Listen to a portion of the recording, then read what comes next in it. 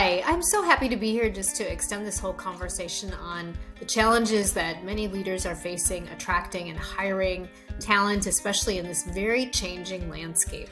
So it's one thing to find great talent and interview and offer them the job, but how are we really attracting talent to our organizations?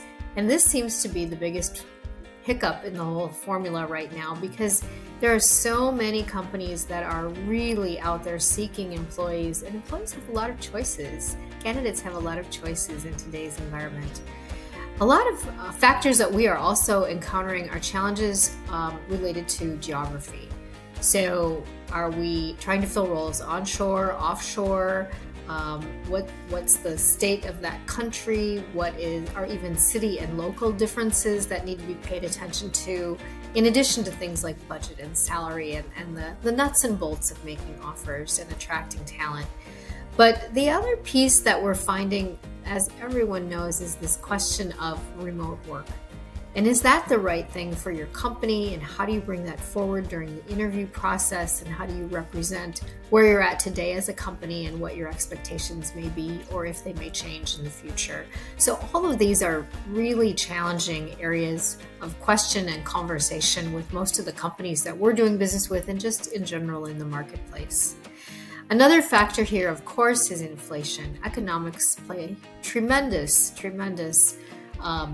piece of the puzzle for companies that are trying to figure out how to grow, how to remain competitive, and they're dealing with inflation and supply chain. But domestic and international economics is certainly at play in all of this. It is, again, another piece of the changing landscape. I really think that there's a behavioral aspect of this, and many of you have probably heard of behavioral economics as it relates to buying and the stock market, but I think it really applies here to talent and attracting talent to companies.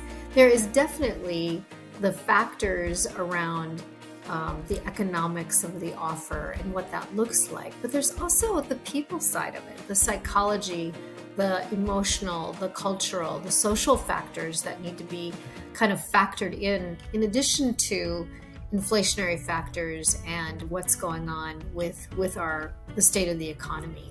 So people are emotional buyers, and candidates are definitely looking at many sides of an offer before they choose to join an organization. So leaders, smart leaders, are thinking about those things up front when they're thinking about how to attract great talent. Some of our best practices that we've held over many years actually really are to put people first in this equation. Make sure that your eyes are on what's important. And we kind of have boiled it down to three things that we think really still stand out to be questioned and thought about ahead of time with the companies that we work with when we're attracting for global capability centers. And they boil into three pieces. I call them the 3 C's. They are company brand, company culture, and career path.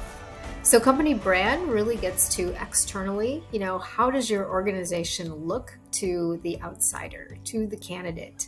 What are you asking them to join in terms of that brand message? How are you known in the industry? What's that DNA that's out there? Are you a company that's all about clean water and clean renewable energy? That's a great statement to make. What is that brand message, and how do you resonate with the community? Culture gets to who you are internally. What does it feel like as an employee working for you? And what do you want it to feel like? Because if you don't create the culture, it'll just get created for you, and you may have less and less control over that culture and what is important. So it's important to not only know what it is, but how you want it to be portrayed as a leader, and what is your personal culture that you build on your team. Things around what does that workplace environment feel like, even if you're not in the workplace every day, is very important to candidates. And then finally, it's career. How is this person going to fit into your team, and where is that person's career development going in the future, and being able to paint that picture and discuss that.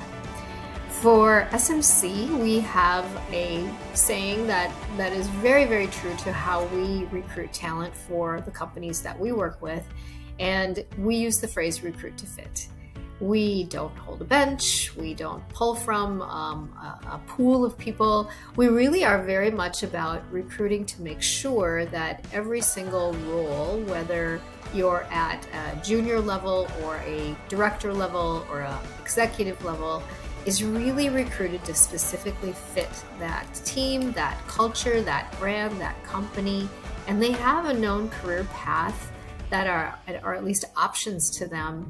And we describe all of that up front. So we do a lot more in the beginning than just putting together a job description and getting that out into the marketplace. It is really about the whole message, because you're attracting the whole person, not just a certain skill set. You're attracting a person to be on your team. So as we were thinking about challenges for leaders and what you're facing today, lots of very common issues and questions that are out there. But I think I would recommend to spend the time internally thinking about those challenges and how you're going to address them, and be very proactive and very open, be very authentic in addressing what questions, especially the candidates that you're trying to attract, are going to ask you. Good luck with this. It's a great challenge, and I know you can do well. Bye-bye.